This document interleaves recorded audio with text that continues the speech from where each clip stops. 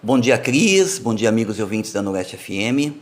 Eu queria trazer para debate aqui nessa semana uma questão que tem chamado a atenção de alguns analistas políticos mais recentemente, que é as divergências que estão cada vez ficando mais claras dentro do próprio campo político que constitui a base de apoio ao governo Bolsonaro.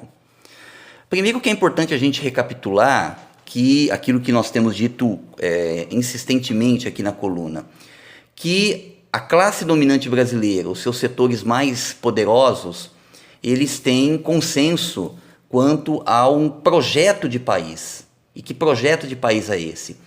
Em primeiro lugar e acima de tudo, que é o de aplicar um profundo ajuste de caráter ultraliberal.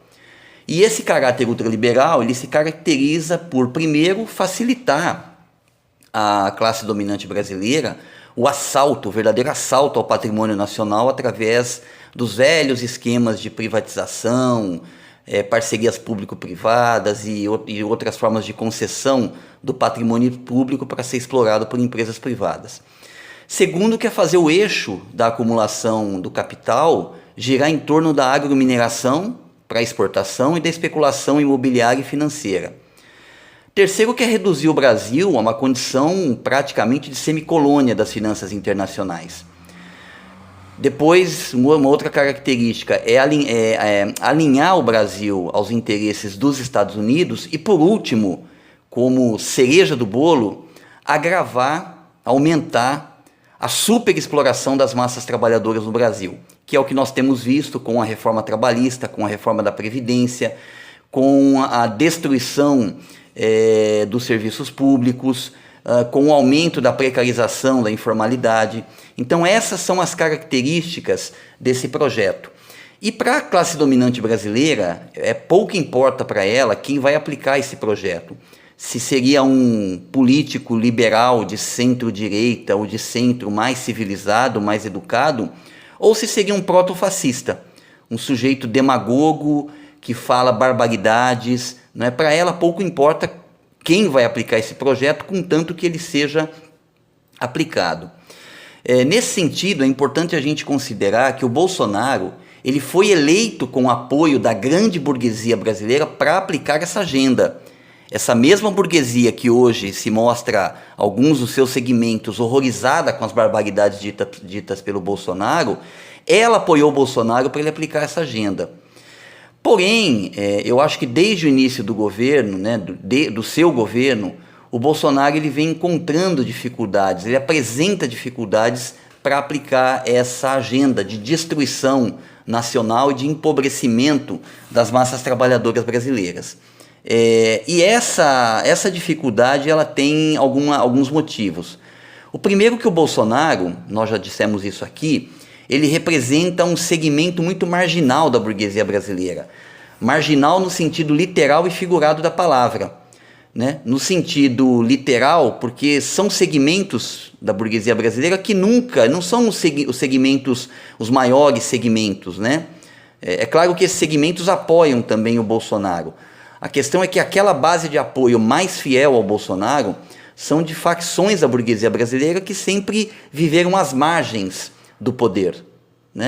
E no sentido figurado, porque realmente vários segmentos burgueses que apoiam o Bolsonaro estão, por exemplo, ligados às milícias. E nesse sentido, também nós podemos colocar aí como base de apoio ao governo Bolsonaro os piratas do sistema financeiro e a chamada agromineração, que é aquela mais devastadora, que mais provoca a destruição e a dilapidação do meio ambiente. Então nós podemos dizer que o Bolsonaro ele não é um representante puro sangue dessa burguesia brasileira mais tradicional, mais consolidada, mais conectada com o mercado internacional. Ele representa um outro segmento da classe dominante. E nesse sentido, ideologicamente, esse segmento e o governo Bolsonaro se apoiam num profundo reacionarismo político e social, que junta aí uma galera que vai de monarquistas, fascistas, terraplanistas e todo tipo de negacionista. Né? Gente que nega, por exemplo, a importância das vacinas, nega a pandemia, diz que a Terra é plana e que não é redonda, e por aí vai. O que acontece é que esse arranjo, esses segmentos, apesar de eles estarem em acordo com o programa ultraliberal, que é o de interesse da burguesia, eles estão entrando em choque com essa burguesia. Por quê? Primeiro que eles têm uma concepção de exploração ambiental de natureza predatória, tá? Que pode levar ao boicote de produtos brasileiros e inclusive de investimentos do capital internacional do Brasil. O segundo é que o Bolsonaro, ele não quer um alinhamento do Brasil com os Estados Unidos. Ele quer um alinhamento do Brasil com o Donald Trump, com a ala do Partido Republicano que o Donald Trump representa, né? O que pode, na opinião da classe dominante brasileira, trazer algum tipo de problema na relação do Brasil com o governo do Joe Biden. Outra questão também é que essa política externa do Bolsonaro, né, inteiramente submissa à Casa Branca e ao Donald Trump, está empurrando o Brasil para um nível de conflito com a China que pode trazer graves prejuízos ao agronegócio brasileiro, tendo em vista que a China é o maior importador, por exemplo, de soja do Brasil. E a política negacionista do Bolsonaro, ela também tem sido... levou o Brasil a ser o epicentro da pandemia a nível mundial, né? E junto a isso, para finalizar, uma política do governo Bolsonaro que reforçou todos os estigmas e preconceitos sociais, como o racismo, o machismo e a homofobia. Nós temos dito aqui também que espera-se que em 2021 vai haver um agravamento da crise econômica e da crise fiscal no Brasil.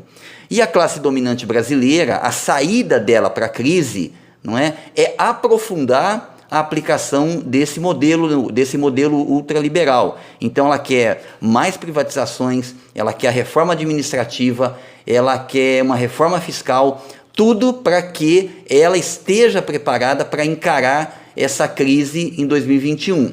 Preparada para encarar essa crise, porém às nossas custas, às custas do povo. O problema é que essa burguesia, pelos sinais que nós temos visto aí na conjuntura, ela está cada vez mais descrente que o governo Bolsonaro seja capaz de aplicar essa agenda. E essa burguesia está se irritando com a lerdeza e com as atitudes que a gente chama de diversionistas do governo Bolsonaro. O que são atitudes diversionistas? São atitudes, gestos, práticas que não atuam no elemento central, no elemento que mais importa, né? Eles criam uma cortina de fumaça, que é o que o governo Bolsonaro faz ao valorizar demasiadamente as chamadas pautas ideológicas, né? E o governo Bolsonaro vai enveredando por um caminho de isolamento cada vez maior e também de perda de aliados, né, de distanciamento de aliados e de um papel político cada vez mais irrelevante. Basta ver o que representou essa eleição, né, em que os candidatos do chamado campo bolsonarista sofreram uma enorme rejeição popular, né? Então nós podemos dizer que o Bolsonaro foi o grande derrotado, ou um dos grandes derrotados nessa eleição municipal. Então nós estamos vendo surgir sinais aqui e acolá de que a grande burguesia brasileira já perdeu a paciência com o Bolsonaro. E ela vai dar um jeito, caso a crise realmente venha, bata forte em 2021, e o Bolsonaro seja incapaz de aprofundar o ajuste, né? Ela já está dando sinais que pode espirrar com o Bolsonaro da presidência, né? E não é à toa, portanto, que a grande imprensa tem um flerte, né? Tem um namoro, enche de elogios o general Hamilton Mourão, que é o vice do Bolsonaro, porque tentando apresentá-lo, né, como uma direita mais civilizada, porque ele, tornado presidente, poderia dar fim a esse apego do Bolsonaro a pautas que a classe dominante considera como ideológicas, acabar com a confrontação, confrontação gratuita que o Bolsonaro tem com a China, com os Estados Unidos, não é? E atuar como uma espécie de grande pacificador geral da nação, porém com uma vantagem em relação ao Bolsonaro que é importante, né? Ele atua como esse pacificador, ganha o apoio de segmentos da sociedade que estariam tanto à direita como à esquerda do espectro político, para se concentrar naquilo que realmente interessa à grande burguesia brasileira, que é fazer avançar o ajuste ultraliberal.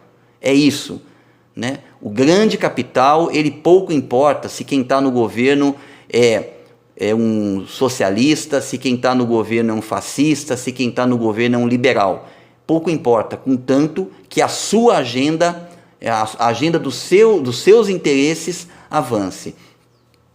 Nesse sentido, a gente tem colocado aqui com muita frequência que as massas trabalhadoras no Brasil, nós, o povo trabalhador, a gente precisa se mexer, a gente precisa se movimentar, a gente precisa se organizar nos nossos locais de estudo, trabalho e moradia. A gente precisa entender que num país capitalista, a lógica do sistema político vai funcionar para transformar os interesses da classe dominante, né, em interesses supostamente gerais de todo o país.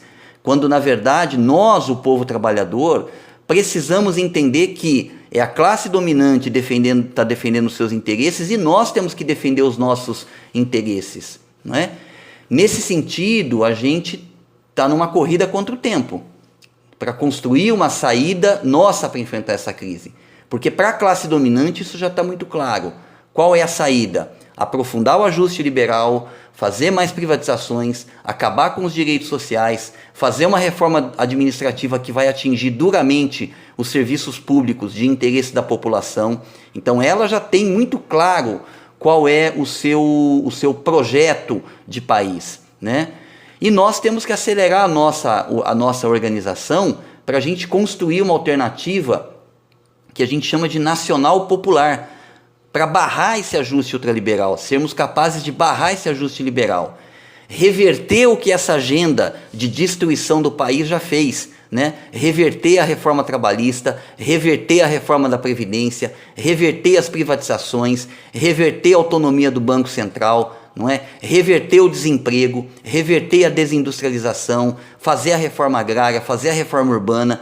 Então nós temos que também nos organizarmos para reverter essa agenda e construir um projeto de país capaz de solucionar as graves contradições que nós, o povo, enfrentamos, que são contradições com a classe dominante brasileira, que são contradições regionais de áreas do Brasil que estão mais desenvolvidas que outras, contradições também de gênero, em que as mulheres ganham menos que os homens, as mulheres trabalhadoras, né, ganham menos que os homens, enfim, reverter a contradição que coloca uma grande parte da população brasileira constituída por pessoas negras, né, por trabalhadores negros, que também ganham menos, né, sofrem com preconceito diário.